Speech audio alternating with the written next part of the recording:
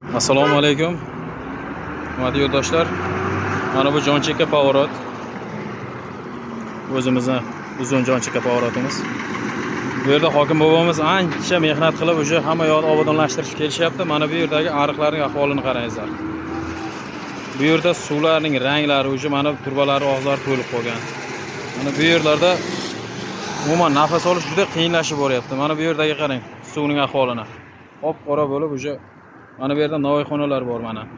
Bu navoiyxonalarni oldida ham xuddi shu holatda bo'lyapti. Bu yerlarni bir yaxshilab nazoratga olib, ya'ni obodonlashtirishmi? O'sha masalalar bo'yicha bir amaliy yordam berishlaringizni so'raymiz. Mana bu taraflarda ham. Mana bu taraflar ham xuddi shunday holat. Hali bu uzun tarafdan kelaverishimizda o'ng tarafda, bu chap taraflarda ham, bu taraflarda ham xuddi shunday ariqlar bilan latok qilinib tayyorlangan. Bularning ichida ham xuddi shunday holat.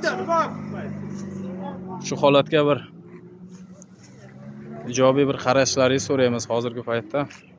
Ob-havo issiqligi sababli juda ob-havo mana hidlar anqib zaharli modda hidlar bilan tarqalib yuribdi.